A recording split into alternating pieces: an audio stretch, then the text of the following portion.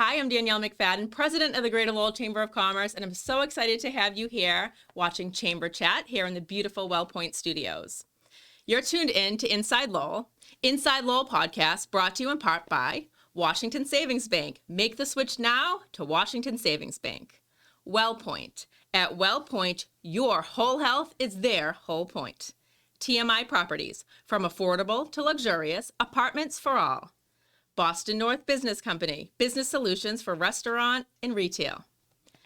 Mahoney Oil, providing warmth and protection since 1925. Francis E. Preventia Insurance, the agency Greater Lowell trusts. And by the Massachusetts Pirates, bringing the action and excitement of arena football to the Mill City and playing this Saturday, May 25th. So check that out. And now we're here, Inside Lowell. Inside Lowell, if I didn't say this part, Teddy would not be very happy. If Lowell is your home, this is your place. All right, that was take two. Because the first time I did this, I realized I didn't have the microphone in front of me. Thank you all for being here. Awesome. This is your second time. Yes. And not going to be your last either. We're already planning our next one. And we have Taylor Everett here with us. She's been on before, so I'm going to have her introduce the other guest. Thank you for having us and bringing us back. So the first person I have right here to the right of me, left of me, is Steve. He is our lab tech, but also has been a donor at our facility. Then we have our lovely medical director / doctor, Dr. Stoddard. So happy to have you all here today. Thanks for having us. Thank you. Yeah, thank you for being here. So we can start by kind of some of the basics about HemaCare, and we will link to the previous podcast when we post this as well. But who is HemaCare, and who are you? Go ahead, Doc, take it. Well, HemaCare is the collection site for Charles River Laboratories, and our division in Charles River Laboratories is called Cell Solutions. And we provide cells for research. And in order to get those cells, we need to have donor collection sites. And HemaCare is the banner for those centers. Excellent. And can you talk a little bit about your role at HemaCare? Well, my role for HemaCare, I'm the National Medical Director. We have 3 collection sites across the United States. We have one in Northridge, California, Lowell, Massachusetts, and Memphis, Tennessee. So my role with HemaCare is to help to develop protocols for collection, and then to make sure we maintain donor safety at all times. Excellent. Yeah, we've talked a lot about that in the past, and you take that. We need to bring Doc in. Yes, I know. Yes. So you get to travel between all the centers? I do travel between sites. Great. Yeah. Those are good sites too, like locations. Right. Just thinking if you're traveling. Although I'm sure it's mostly all business. Yes. You're like, yeah, that's great in essence. Yeah. Can you talk a little bit about yourself and what you do? Yeah, sure. So my name is Steve Fitzpatrick. I am a medical laboratory scientist at HemaCare. And what I primarily do is I'm responsible for the hematologic evaluation of each donor prior to beginning the apheresis process. So simply put, I'm like, huh? Yeah. So simply put, we run a complete blood count. And we just look at several parameters: white count, hemoglobin, hematocrit, and platelet. And we just make sure that you are in optimum health, and it's going to be completely safe if we pull any blood from your body. It's completely for safety, and so that's the first thing I do. Now, the second thing we do out back is we process all the products that get collected from the donor, and then we ship them out to our clients around the country. So in a nutshell, that's what we do back in the laboratory at HemaCare. And I am the donor recruiter. So I recruit all of our new donors, and as well as our legacy donors, people that have previously donated or like they're wanting to or willing to do it. So I kind of establish the donor, set up the appointments, and get them in for their first collection. Excellent. And you're the type of person that everybody feels like you're their friend right away. You are their friend right away. I'm the first person they see when they schedule an appointment. I schedule and coordinate all their appointments. Any type of donor connections that we have, any type of communication is through me. So excellent. Why should people donate? Well, I think the reason people should donate is because these cells are being worked on by researchers who are looking for cures for all kinds of diseases, autoimmune disease, cancer, And right now, there's a push for what we call cellular therapy to fight different cancers, such as leukemia and lymphoma. And they're using something called CAR T therapy, which is using these cells that we're collecting either from the general population of donors or from the patient themselves. And they manipulate those cells so they can be reinfused and target the tumor cells. And then additionally, there's also gene analysis and gene manipulation. There are things in our DNA called point mutations when something is off and it's causing the body to react badly. For instance, there's a hemoglobinopathy. It's a disease of red blood cells. It's caused by a point mutation in the production of that hemoglobin. So you have an abnormal hemoglobin, which is normally what we use to carry oxygen in our bodies.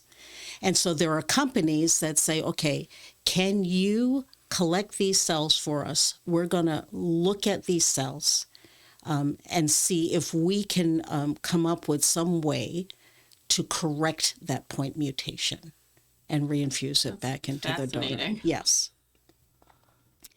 So those are some of the reasons. Yeah. Okay. And if you're listening or watching and you haven't been personally affected by any of these things, you know somebody that has. Yeah. That's close to you. Absolutely. Absolutely. And you'll find that many of our donors will have that connection, either a family member or a friend, or they worked in a health system and took care of patients who needed this type of cellular therapy. Very fascinating. So we talked a little bit about why and how a donation can help, but I think something that is so important to touch on is the difference between donating for research versus donating other places. Correct. And Steve can talk about this, but I've worked on both sides. Oh, So excellent. I'm a pathologist by training, so I did clinical and anatomic pathology. So I ran laboratories, and specifically my specialty is in transfusion medicine. So I was involved with routine normal donors for platelets and whole blood. So like if you go to the hospital and you require a blood transfusion, I was involved in the process that got that blood to you. This is a little bit different, and I'll let Steve talk about the difference between them. Well, before we do that, though, I just want you to know, when you're donating, like, say, for the Red Cross in general, the Red Cross donations are going to hospitals across the state and the entire New England region, well, what they call now the Northeast region, which includes New York State. And so these blood products are distributed to hospitals throughout. And those are volunteer donors. You'll see that this system is a little bit different because those cells now, whole blood, white cells, and platelets are going for research. Interesting. Yep. I think that's one of the bigger things that made me want to donate at HemaCare when before I started working there full time. I donate periodically, and it would really give you a good feeling when you go home because you think to yourself how amazing it is you're helping potentially give a research of these cells where they could, I don't know, cure cancer down the road. I mean, I've heard cure rates of like 60% thrown around, which is absolutely incredible. Wow. And so on that same point, I've gone to the Red Cross before and given cells there, and it was a good experience there, but I felt like it was very quick, very fast, and kind of let's get them in and out. Where at HemaCare, I feel very personalized. They're incredibly attentive to me. They made sure throughout the whole entire procedure I was comfortable. If I needed food, they're there to give it to me, drink, everything. And to some degree, even entertainment. I sat there one day with a iPad in front of me while I was collecting. So you sit there and you get to donate cells, which makes you feel great because you're contributing to curing cancer. And then on top of all that, you get compensated for your time and effort. So it's really a great win-win. And I'm just really excited about what we'll see in the future with that. with donations. Yeah, I love that you have the perspective of both Yeah. a Yeah. donor and somebody that That's why I was works like, for the Steve, company. can you Yeah, please that's join us, 'cause you great. even if we did bring another donor, like he has that perspective Yeah. from both like the outside point of view and from a perspective like where he's actually performing like these things with and working closely with our products, the blood products that we're collecting. Absolutely. And in the first podcast, we talked a lot about kind of the process of when you come, what you can expect. But do you want to quickly kind of tell folks about that if they Yeah. were to donate? So we do have different types of programs that you're eligible once you do give your first collection. I think I did kind of touch base on our mobilization program that we do offer. We also have a disease state program that we offer as well. So mostly the screening process is pretty simple. So the collection process was kind of made smooth because the collection process is kind of similar. So what we do is we set up an appointment initially, establish your eligibility by checking like your vein access, having you go through the donor health questionnaire questions to make sure like obviously your health history is within guidelines of our program. Yeah. And then you get a sample taken and then you do an actual collection, which is about 3 hours to 4 hours. So we always let our donors know, just make sure that you have flexible time. We can be flexible with them, and it's all voluntary. So from beginning to end, it's pretty much made simple once you come in from the first time. Yeah. And the process is pretty smooth when scheduling and following up appointments. Can I make one comment about donating? Yeah. So a lot of times most people give their red cells, and there I was going to say that. there's some catches with that. What the difference? Yeah, like you can't do any strenuous activity for X amount of time, Yeah. whereas white cells, when you give them, you don't feel that way. You only lose about a teaspoon of blood, so they're Wow. Yeah, That's it's this pretty whole amazing. Conversation is fascinating, but wow. Yeah. So you don't. It's a little bit different of an experience. Right. And from the donor perspective, I'll just be honest. It made me a little weary at first. I was a little concerned, but after meeting with this team and talking it through with them, it made me feel really confident. We have a part of this process called consenting, and that is basically our responsibility to make sure that each person who comes in is educated and fully informed on the donation process. Yeah. So after going through all that, then I started feeling a lot more comfortable. And after my first collection, I mean, I'd still be doing it today if I could. Yeah. Honestly. Yeah. It's that simple. And we have the nurses that are on call like anytime if you have any question like following up from your first appointment, even your first initial pre-screen, I follow up with you to make sure, see how you're feeling. Do you have any bruising? Do you have any questions? And we give like follow-up aftercare paperwork if they have anything that they want to go through and read themselves to take it home and have questions and Yeah, answer that's them. amazing. Yeah. Yeah. So we're very attentive to our donors. Yes. And you mentioned that the collection process is 3 to 4 hours, and Steve touched on it a little bit because we're donating primarily white cells. So the donors who are used to just donating whole blood at the Red Cross, where they're in and out quickly, Yeah. it's a different process of collection. So that's why it takes a little bit longer.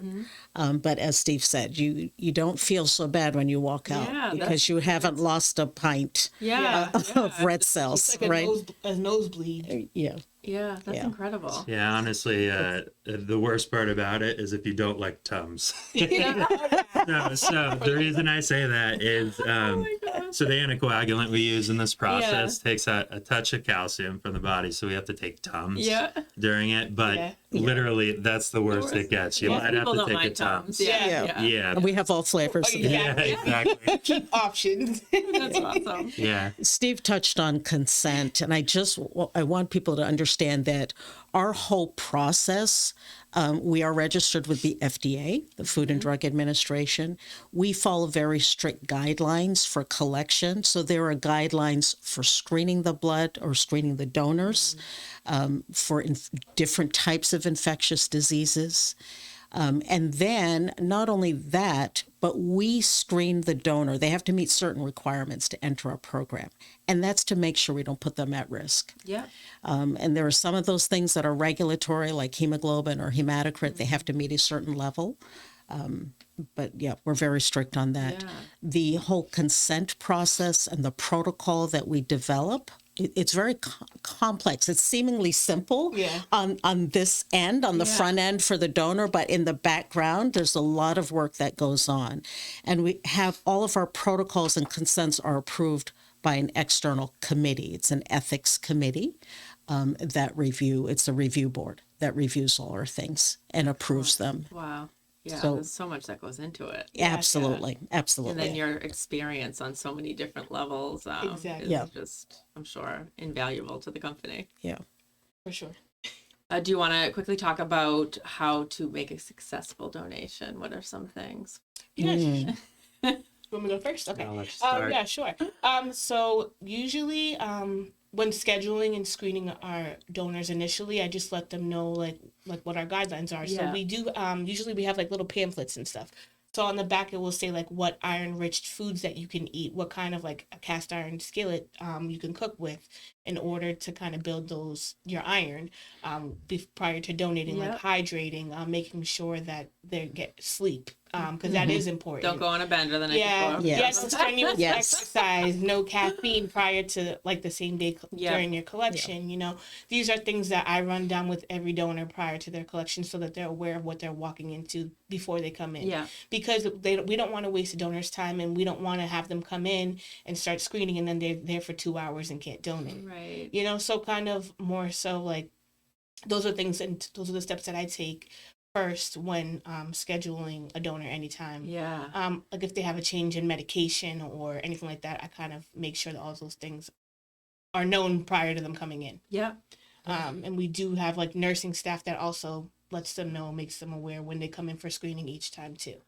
Because they do go through, like I said, like a screening process. So we ask like donor health questionnaire questions, COVID screening questions, and things like that. So every time you donate, you go through the screening. Every time. Yeah. Every time. From the first Every appointment. time. When you come in for a pre-screen, Yeah. when you come in a week later for your collection, Yeah, you're going to yeah. have those same questions again. Again, these are all regulatory. Yes. And it's and the point is not only to keep the donor safe, to make sure that that product is safe. Oh, yeah. And a lot of the things we do, yes, it just stays in a research lab. But we have different components of our organization collect cells that will go into a cellular product for a patient. Wow. And so you have to meet these regulatory standards. But every time, every question, Same routine. It's the same. Every time. Yeah. yep. That's great. That's good. It's an added protection for everybody. Yeah. You talked about what makes, what are the things that that we can do, that we prep our donors on before they come in.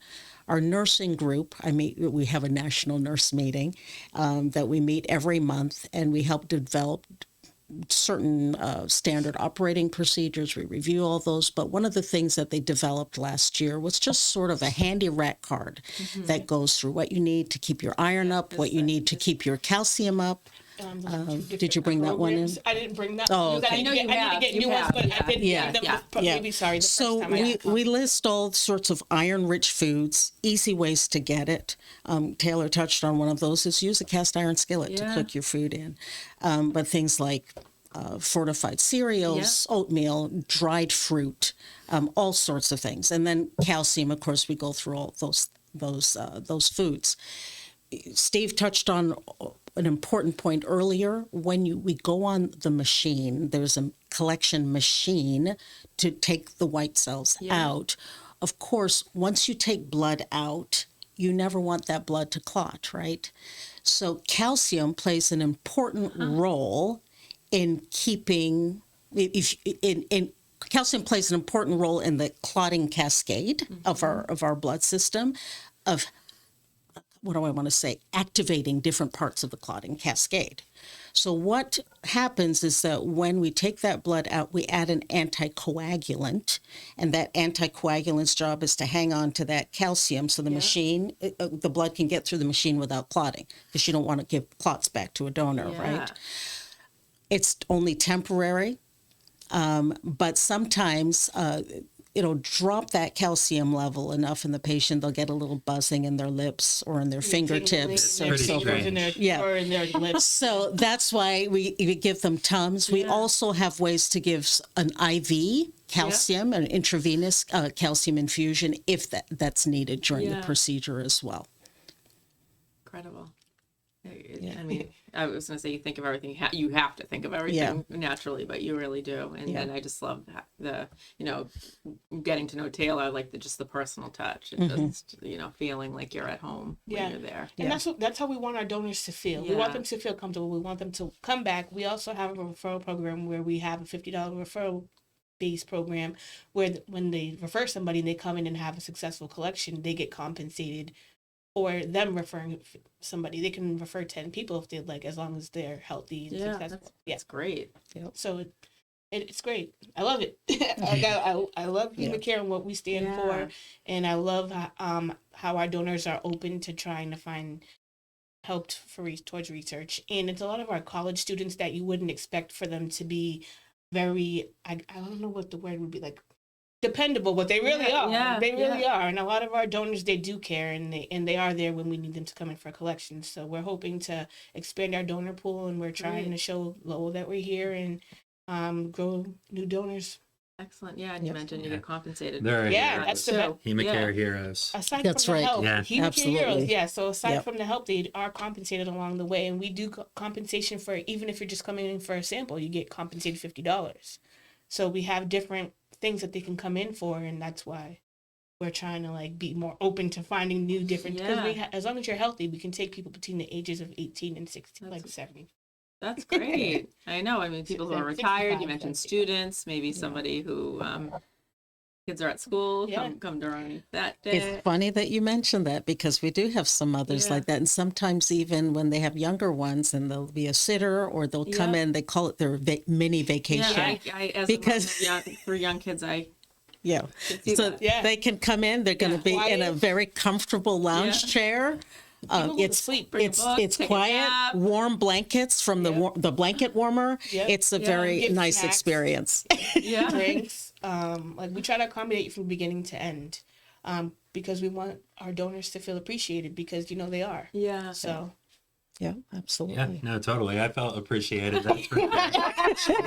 And the compensation's always a plus too. Yeah, some people do it for the compensation because they do need the help. So they're helping us and we're helping them in a way. But some people just do it because for a good cause. They do want to help the development of research. That's honestly, when I chose to donate, that's kind of what brought me through the door more than anything else. Is that I know where this. I know what these cells are being used for, and I know the incredible potential they have, which is just so exciting. Yeah. I mean, I personally have members of my family with rheumatoid arthritis, and when I went to the program, I was thinking to myself, oh, gee whiz, this might be used down the road to help my sister or help my aunt with this terrible disease. And that is really, to me, where it pays off. I went home feeling good about it. Yeah. And we have a disease state program. And when we say disease state, those are patients who have some underlying disorder or disease, who are well enough that will come in. We have a certain particular protocol just for that. And a lot of them are motivated because of their disease. They might not survive their disease to see the fruits of this research, but they are so determined and dedicated towards that outcome of cure. That's incredible. Yeah. Is there anything else that I'll say one more thing I think it's worth at least mentioning. So as Dr. Stoddard was saying, we have other programs at our site other than just a routine mononuclear cell collection. We have the disease state program, and then most of all, we have what's called a mobilized collection, which is really neat. Again, in this case, I'm just going to put it really simply. We stimulate the body to produce more precursor cells to your adult cells.